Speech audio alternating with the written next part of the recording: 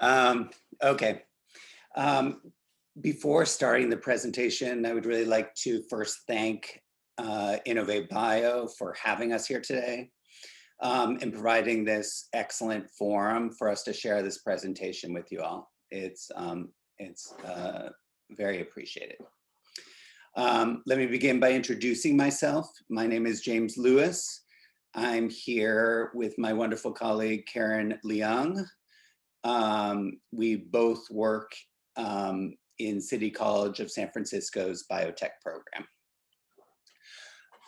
The title of our presentation today is Empowering Students to Recognize and Foster More Inclusive Workplaces.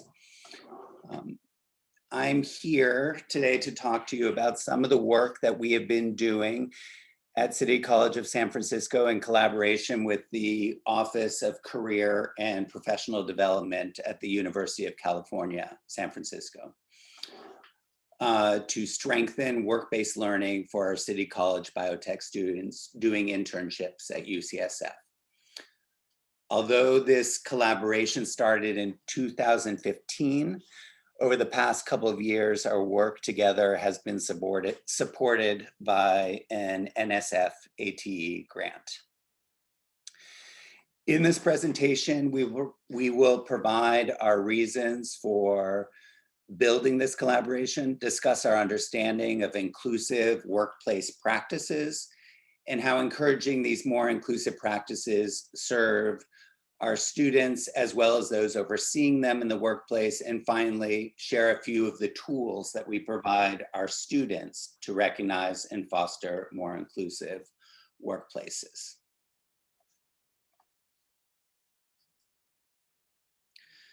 Okay, I want to provide some history on my involvement with the program and how I've been working with our faculty to develop it over the years, and how this has led most recently to our collaboration with UCSF. It's been a long journey, so I will try to be brief, but I will start at the beginning. So I started working with CCSF's biotech program in 2003. It's a long time ago now. This was when we started the Bridge to Biotech program. The Bridge program specifically was meant to serve underserved populations in our city, providing them with basic math and language skill training to supplement an introductory lab-based biotech course and prepare them for more college-level coursework. Our big innovation at the time was an emphasis on contextualizing the math and language learning relative to the hands-on introductory lab class. For instance, as far as contextualizing their math skill development, students were shown how to apply basic math skills to plan their experiments and then analyze and interpret the raw data which they collected during their lab experiments. In terms of strengthening their language skills, we put a great deal of emphasis on the students being able to talk about the skills and lab experience that they had gotten in the program. They didn't just need to gain technical proficiency, they needed to be able to talk about what they could do in ways that would inspire confidence with would-be employers. This did seem to help, but was our entryway program enough for our students to find entry-level work? We knew that it wouldn't be for most of our students. Frankly, we weren't even making that promise. We felt compelled to point out to students that the Bridge was just an entry point into the rest of the biotech program, readying the students to take more classes. We knew that students would need more to be job ready. But a lot of students didn't have that much time to be exploring. They wanted proof sooner than later. They wanted their time and they wanted to know that their time and effort would eventually pay off.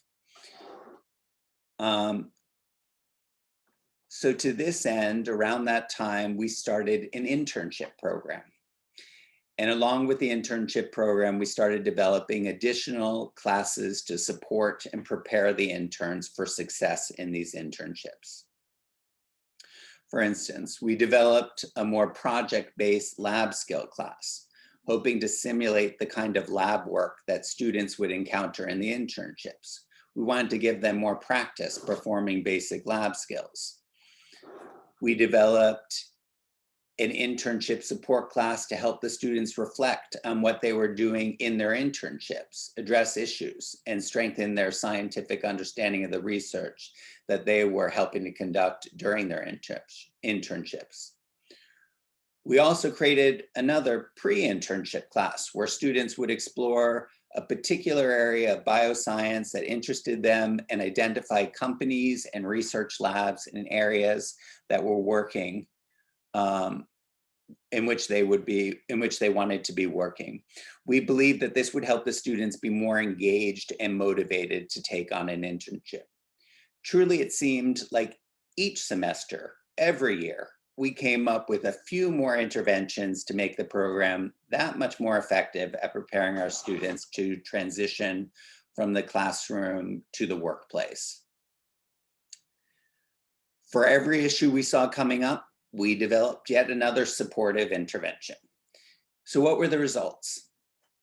In many ways, they were good results. They were admirable. We did have lots of successful internships that were transformative experiences for our students.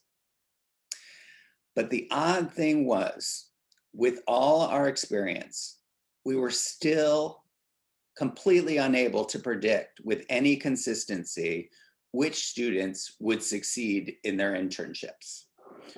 We had students that were doing fantastically well in their classes, but somehow in their internships, they would fail.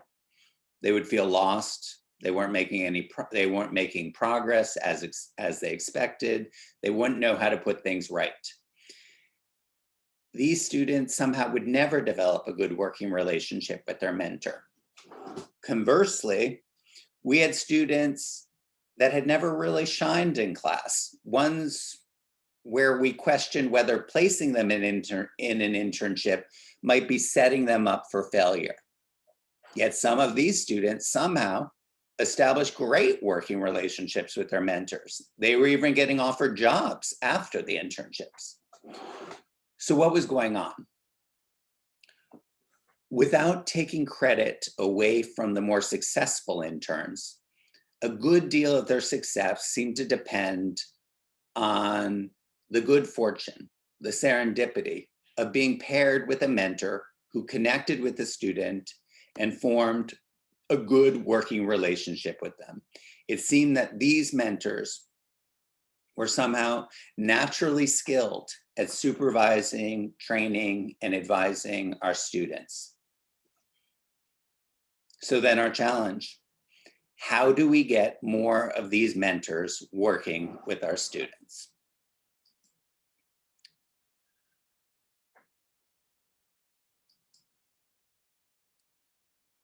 We genuinely believe that a work-based learning relationship is foundational to the student's success. That has been our focus over the past several years.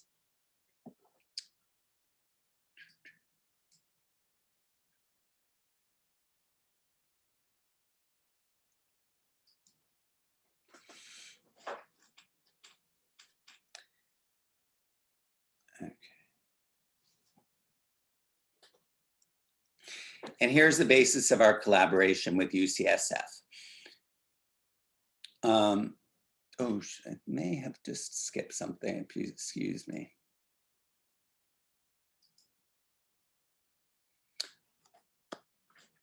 Okay.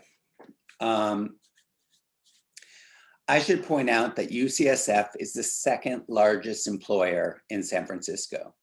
A good proportion of our students in our internship program end up interning at UCSF, in UCSF research labs, and a good number of them go on to find jobs at UCSF. Here's the founding story of our collaboration with UCSF. I was talking with an old colleague, Laurence Clement, about the need to find better mentors. Laurence, who many of you might already know from her time working at CCSF and her formidable contribution to developing our internship program, now works at UCSF in the Office of Career and Professional Development. She knows our program very, very well. In her current position, she works with grad students and postdocs thinking about their next steps, either teaching or going on to work in research. It occurred to us that this group would be interested in learning to be better mentors, that a mentor training might be a desirable professional development opportunity for them, especially for these students and postdocs who might either be going on to teach or work in industry where they will have to train people to build their research teams.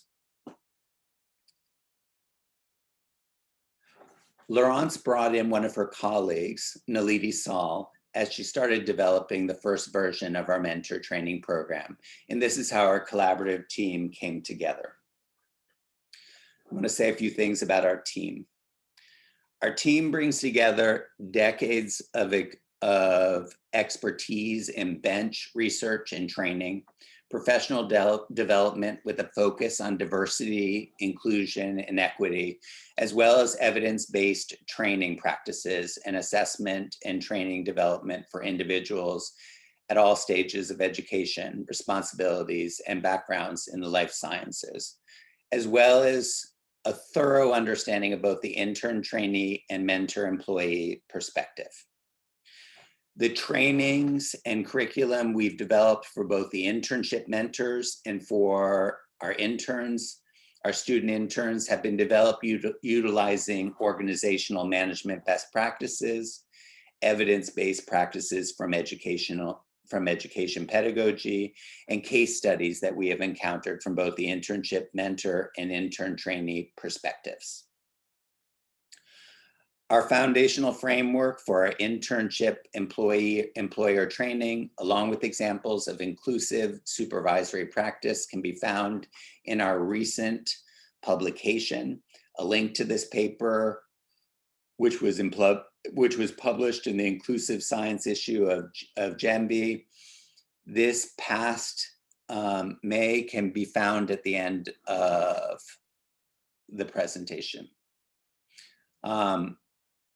Our trainings are developed using a highly iterative and evolving process, which has always begun with the issue that has arisen from counseling and supporting both interns and mentors through our work at City College. Okay.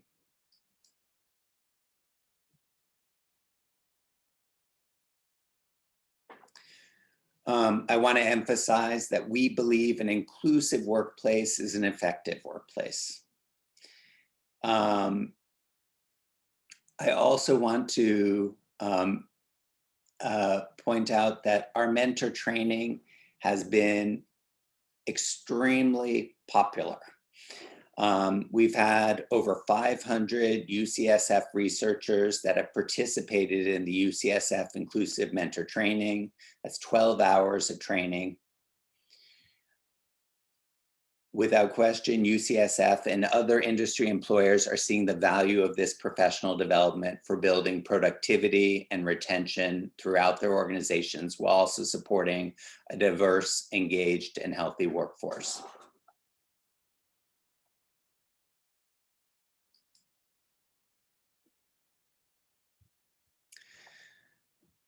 A more inclusive workplace. What do we mean? Now I'm hoping that you will please allow me to sketch out two contrasting, somewhat exaggerated, hyperbolic conceptions of the inclusive workplace versus the non-inclusive workplace. A rosy, utopic picture contrasted with a darker, more alienating one.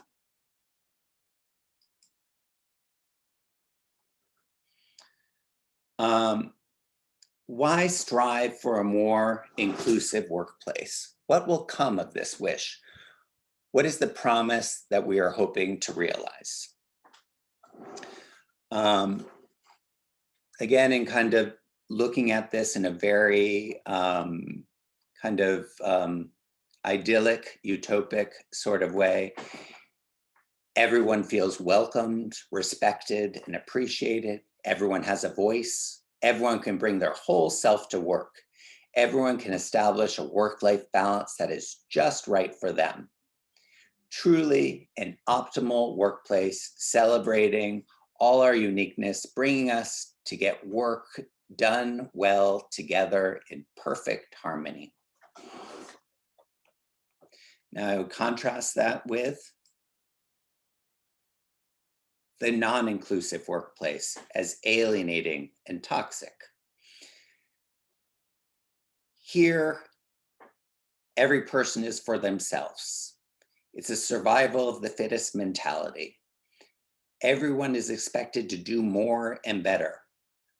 But because more and better is not clearly specified, everyone is always driven by the fear that they are not doing enough, that they are barely keeping up, that they are not making the grade.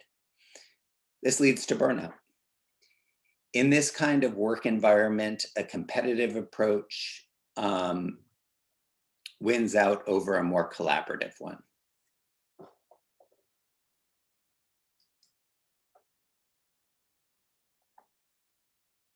What kind of workplace would you choose?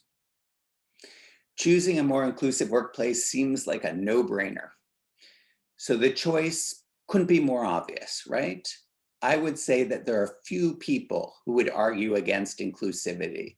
And as the idea takes hold, there will be fewer and fewer workplaces that won't want to tout their inclusive values and practices.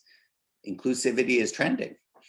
Unless there's some crazy backlash against the notion of inclusivity, I don't expect to hear a lot of companies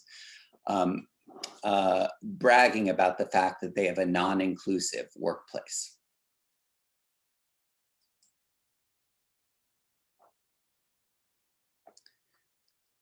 But stepping back from these exaggerated portrayals, most actual workplaces present a more complicated picture. And since workplace culture isn't static, it can be hard to know what kind of situation you're stepping into.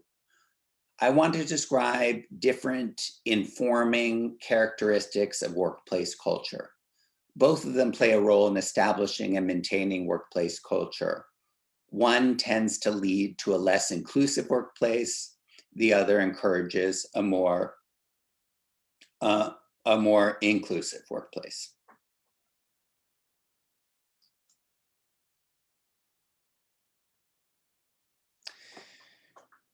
So here I am contrasting an ethos of conformity in the workplace and an ethos of collaboration.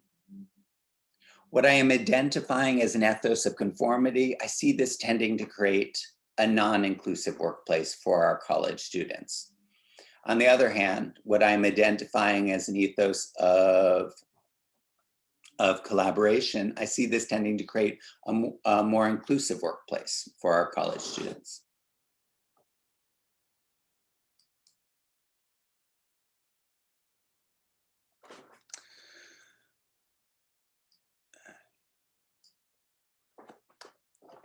So what is this ethos of conformity?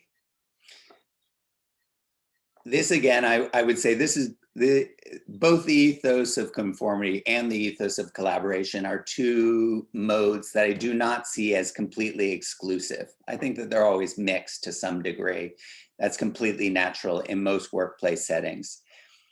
I think that I've disentangled them a little bit because it helps me see what is when one or the other is most operative, how it works or doesn't work for our students who are coming into the workplace as outsiders, generally speaking. They're coming into situations where most people have been working in the lab, if not for decades, for a good long time. And they're coming in maybe for the first time or with barely a few months of experience. So the ethos of conformity is a workplace in which there's a drive to fit in and fall in line. Knowledge transfer relies heavily on imitative learning. It's kind of like sink or swim, figure it out. Communication is overly expedient. Tacit knowledge is not spelled out. By tacit knowledge, I mean a working understanding how something is done. It may be just shown. Someone would be asked to observe and then they'd be able to follow it, but the ability to explicitly lay out what it is and all the different steps, it's a little bit weak. Presumably high but unspecified standards. And finally, a multitude of unspoken cues and prompts that are hard for outsiders to read.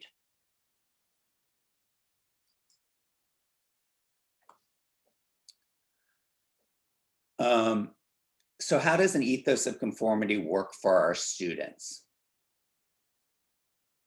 In many ways, they're left to their own devices. They're reluctant to ask questions. They don't want to show that they're not following. They're not able to keep up. They don't know why they're doing what they're doing. They're unsure whether or not they're performing up to snuff.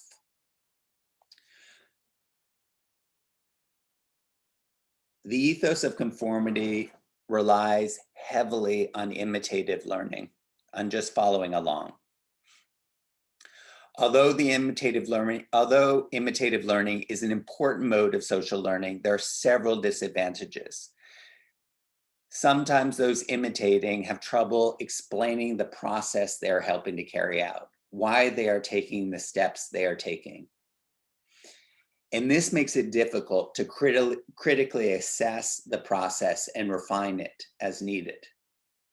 And when something doesn't work as expected, when something goes awry, it's generally much harder to troubleshoot and resolve the problem for the person who has just understood the process superficially, because one's own critical thinking and judgment has not been as actively engaged through the learning process.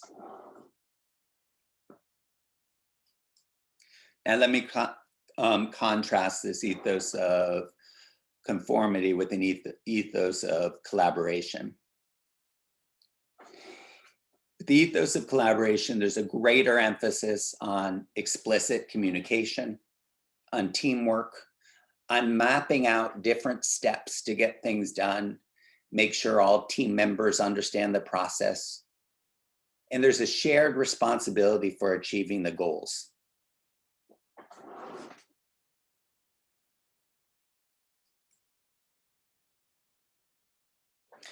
And how does this ethos of collaboration work for our students? With this emphasis on teamwork and communication, it's more conducive to building better working relationships, better understanding of the whole process and why they are doing what they are doing. Couldn't be more key for our students to grow and make sense of the workplace.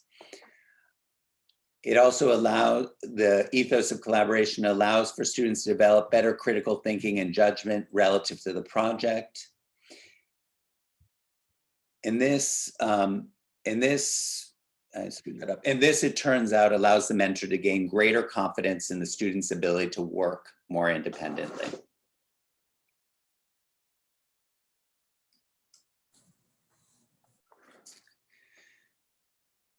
So by focusing on building a stronger ethos of collaboration, we have developed tools for both the interns and the mentors to move forward with stronger working relationships. And here is where I'm going to pass over the presentation to Karen. And I think if you just stop sharing, my share should be. And if anybody can just give me, Linnea, can you give me thumbs up if you still see slides once James is done sharing? Okay, there's nothing like swapping it out to the next one.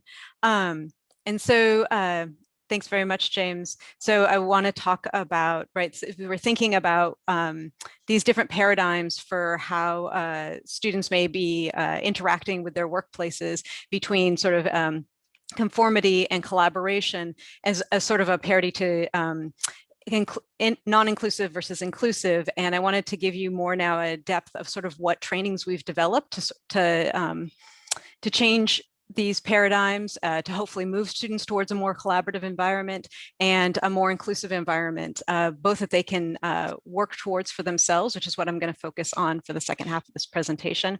But I'm going to give you a sense of what we've done a little bit with the mentors as well, just to give you a little taste for that.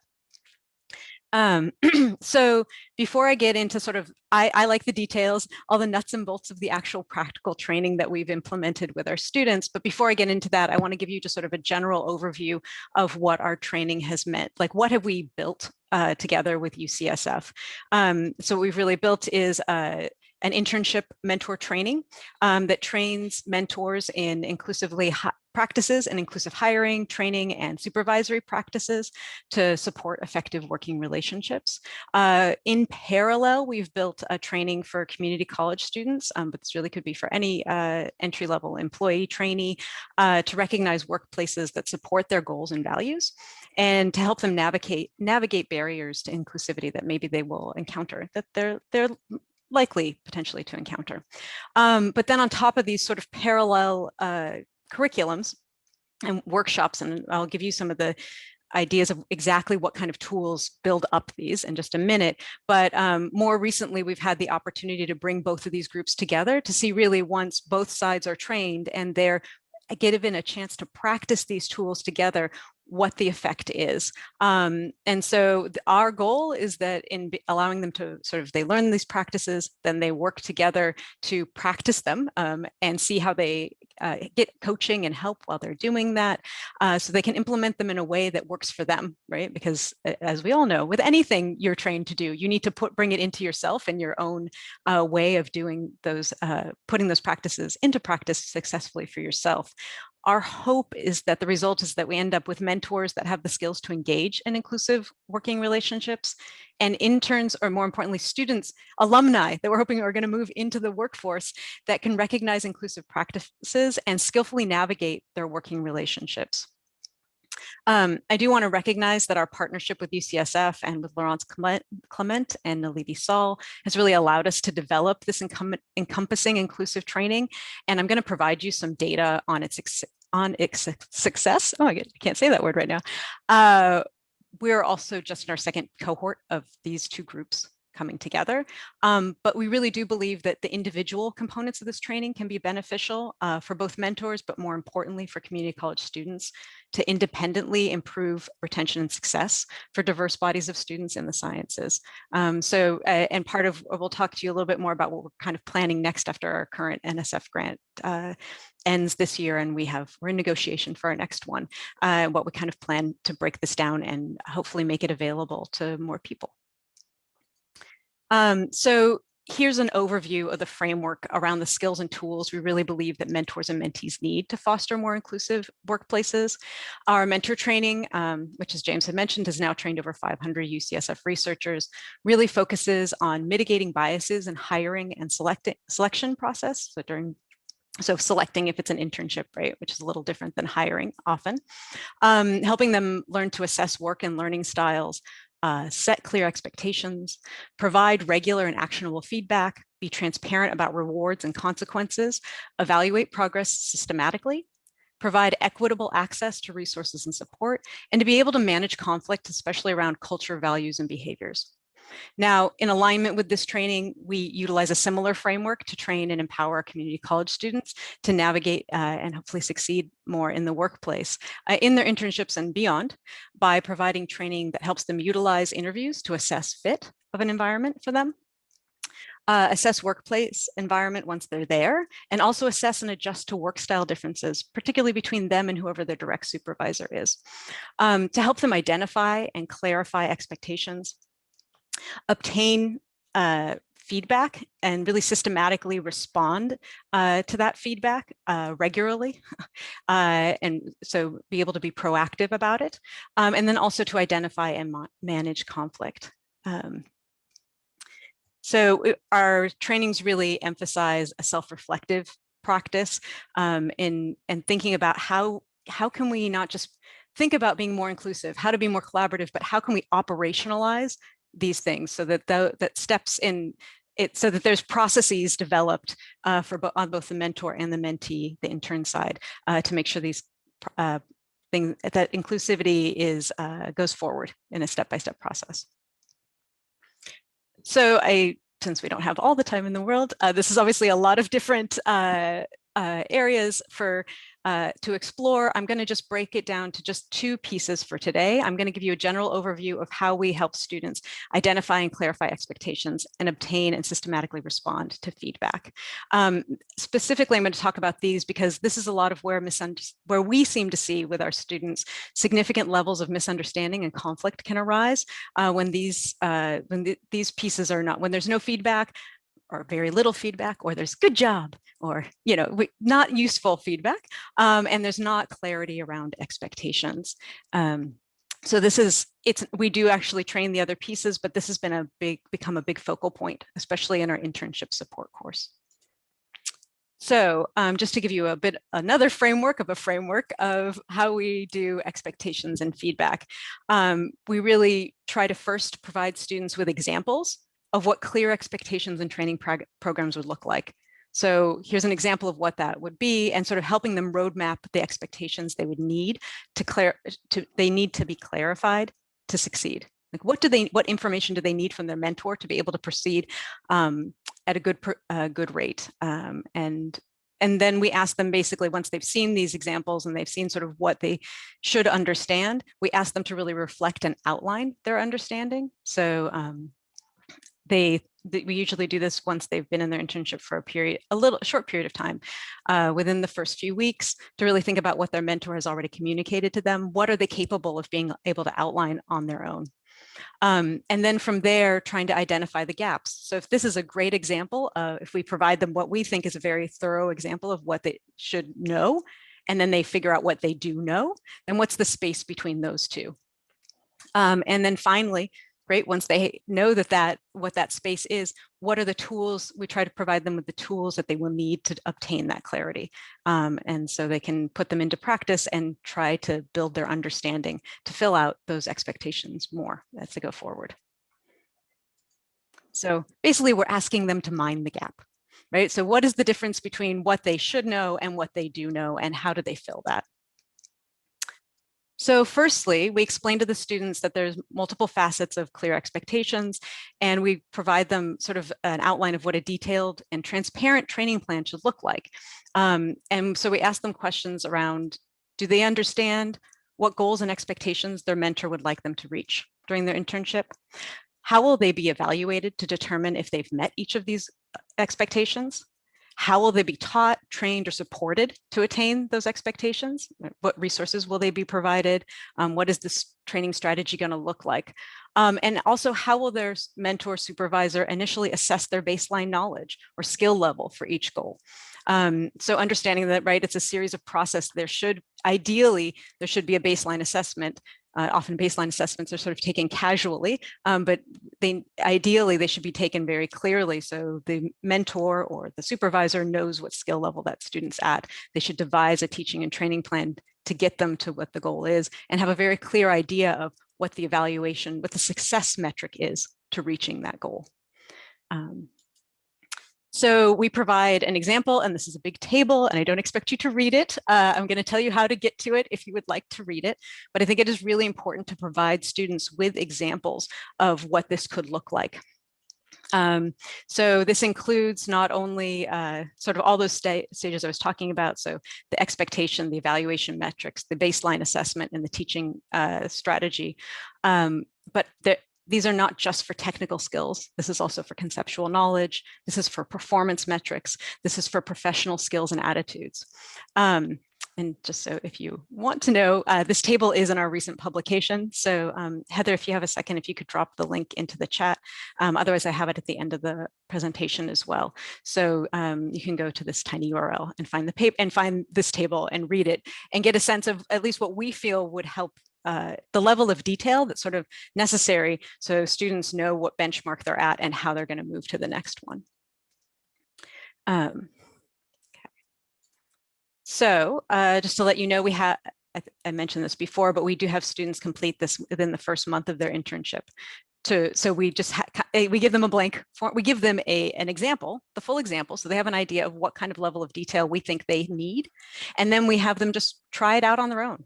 from what they've already been told by their mentor, what they understand, how much of this can they fill out? And I think that makes it very clear very quickly where the gaps are.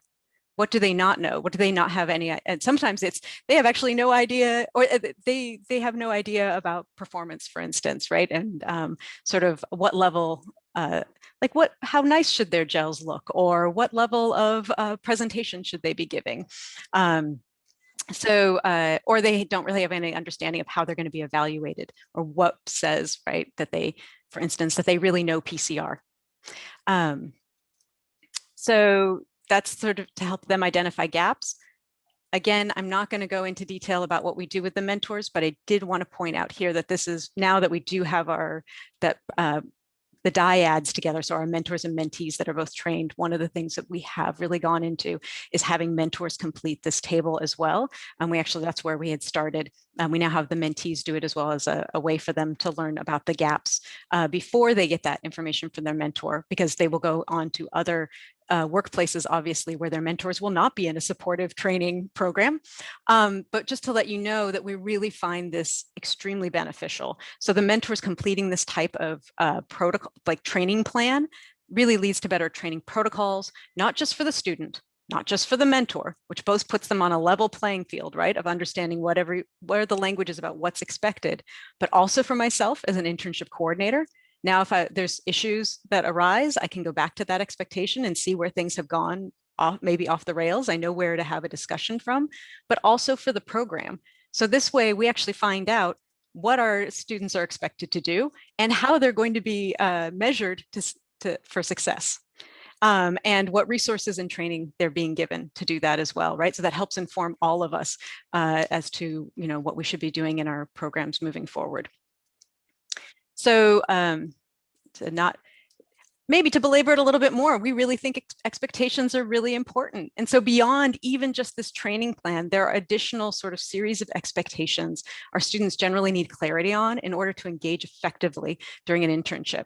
So on top of that training plan, we have them also evaluate their understanding of these series of expectations, including do they understand their work responsibilities on specific tasks and projects? Do they understand what the performance milestones are? The pace at which they're expected to achieve milestones? So not just the goal, but right, like how soon are they supposed to meet that goal?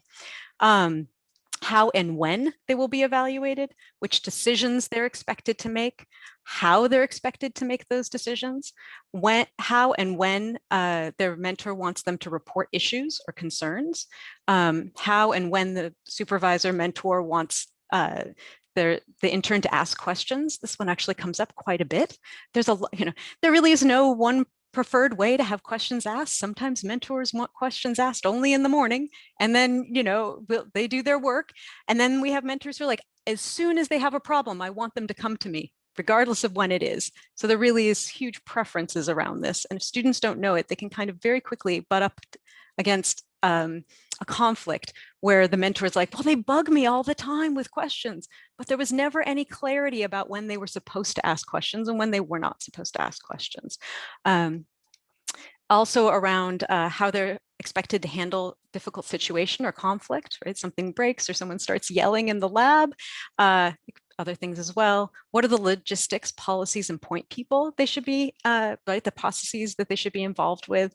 And just as importantly, what are the boundaries and limitations of their internship? What are they not supposed to do? Right? Like maybe there's times when they should be trying to sort of like figure out a piece of equipment. And then there's a certain stage where something happens and they should just not be handling it at all, right? It should be passed on to somebody else. And they absolutely need to know these things to navigate their internship successfully. And so asking these questions helps them really reflect on regularly at regular intervals on what they need clarification on. Actually takes quite a bit of time to develop clarification usually on all of these places, but also sometimes it can help laser out, sort of clarify what is the issue. So if there's an issue between them and the mentor, maybe it's just that there's an expectation that hasn't been said yet.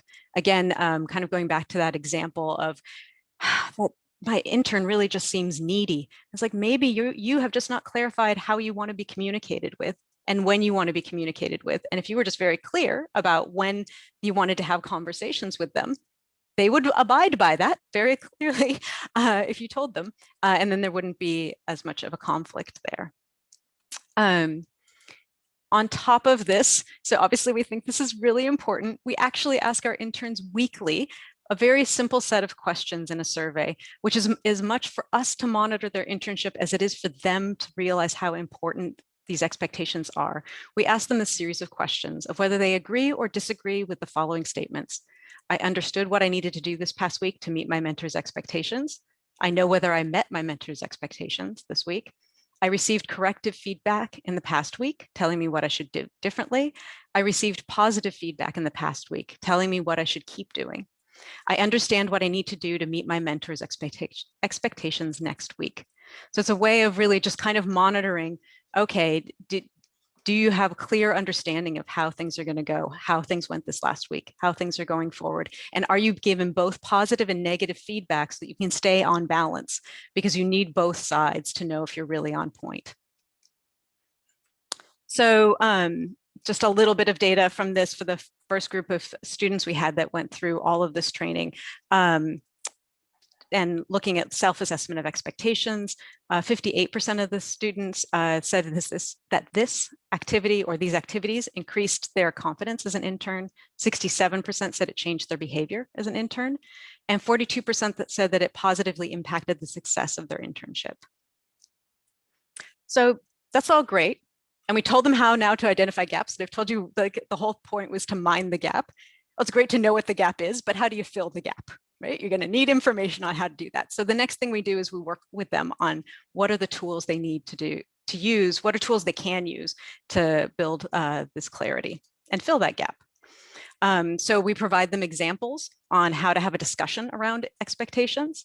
It's almost like kind of laying out a protocol. I mean, I don't know about you guys, but definitely for me, I need an example. I need to see how can I possibly have this type of conversation. So I'm going to give you a little example of what we give to them.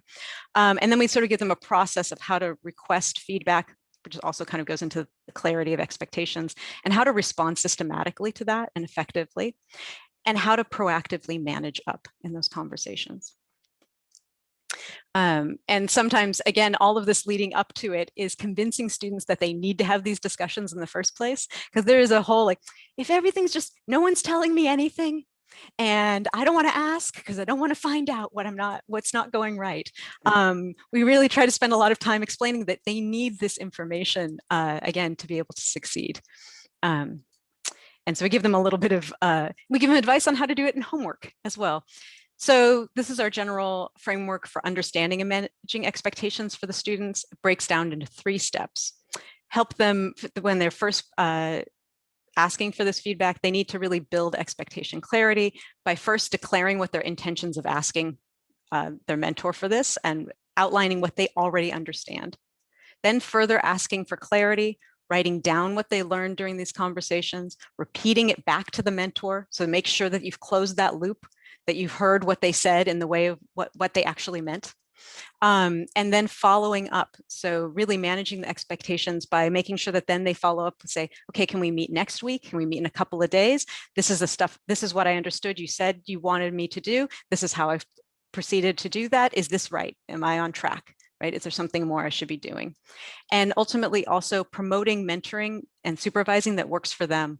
So because they are in the place of lower power, they do not have the power to organize their internship and decide how they're going to be taught and trained usually, but they can be very proactive about when a mentor does something that works really well for them, being very specific about how that worked for them. Thank you so much.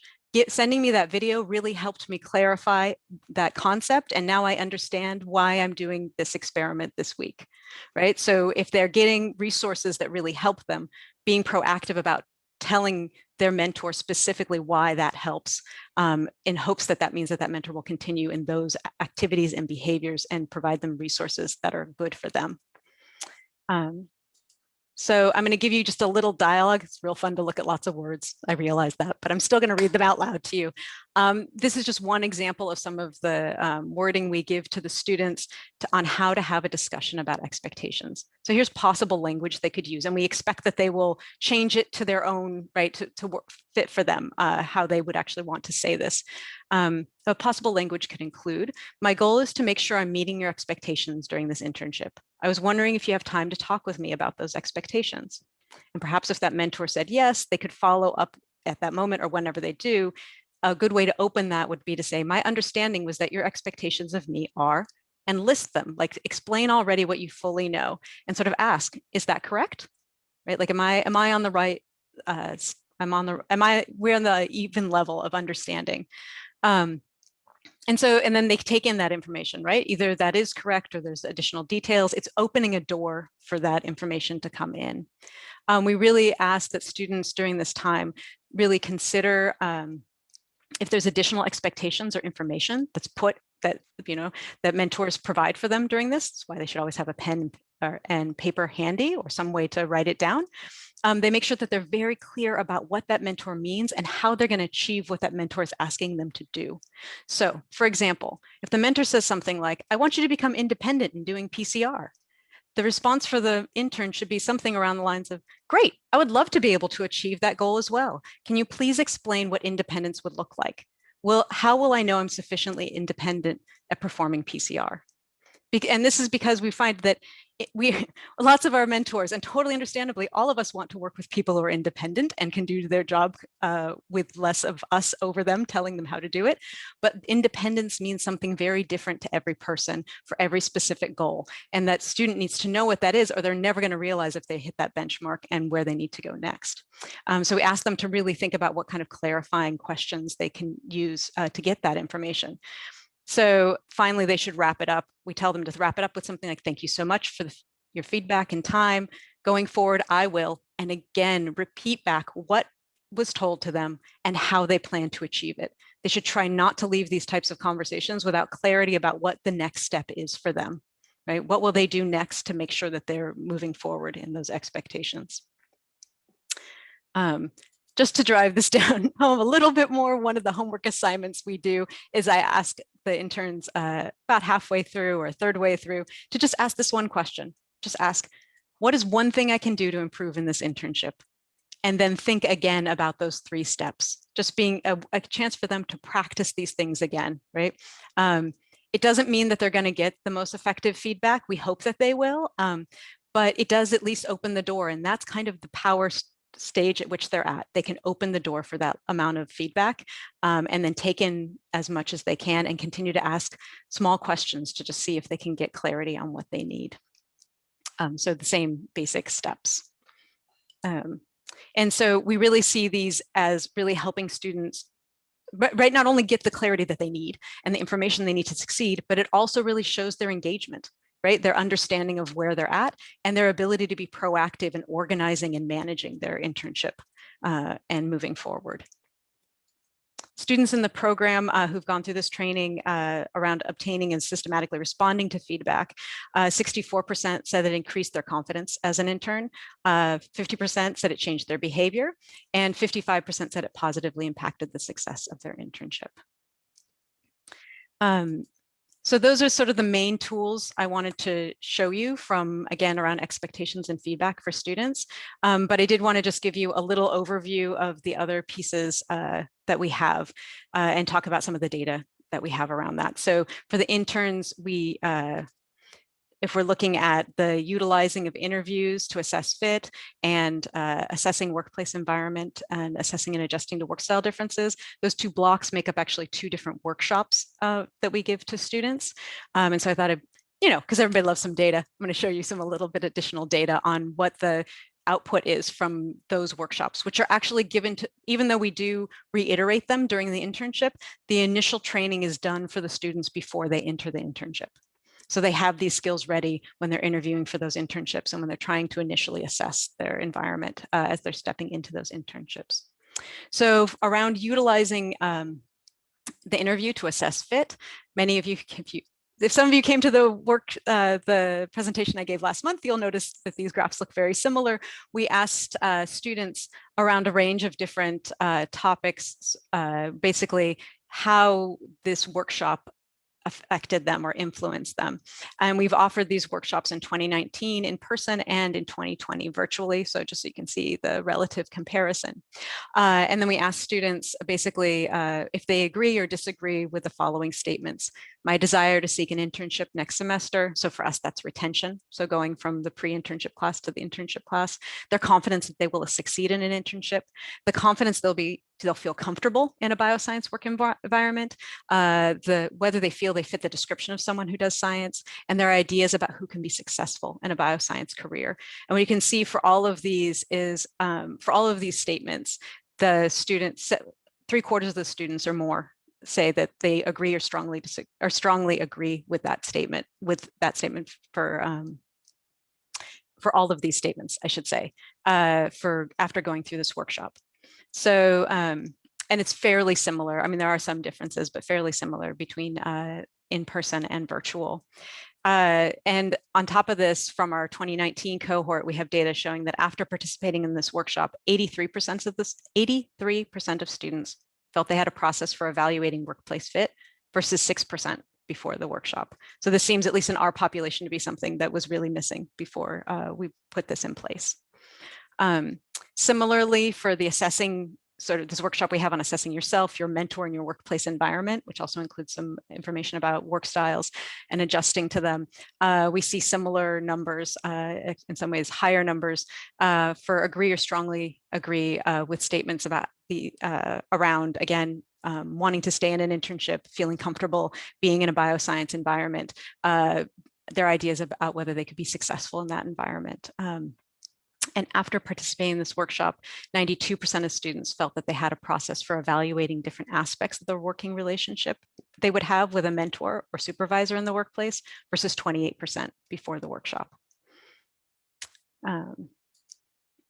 And lastly, before I get to the second to last slide, I wanted to show you a little bit of data so the data I just showed you was from students who had not gone through the internship yet, but they had been given these workshops. Now I want to talk just a little bit about the data we have from our first cohort of mentors and interns that were both trained and came together in 2020, right? They started their internships at the end of January and then moved remote in March. So nothing like having your first pilot. I'm sure for many of you have this experience too, right? Being upended by COVID. But this first cohort we have that have been working together, we had what we felt like were really positive results. So for 2020, the program is called the CCSF UCSF Inclusive Mentoring Fellows Program. This is, again, bringing the trained interns together with the trained mentors. 91% of our mentors at the end of this believed they had strengthened their abilities to mentor trainees from diverse backgrounds. 100% of the mentors found that they gained skills and experience that would help their future career. So we really get bonuses, right? This is not just, it isn't, what we want to do is serve our students, but what we're providing is not something that only helps our students. It does seem to also help the mentors who are engaged in the training as well. 100% of our mentors and mentees from that semester felt they had a good or excellent working relationship with their mentee, right, to the other side. 100% of them also agreed, of mentees agreed or strongly agreed that they could trust their mentor.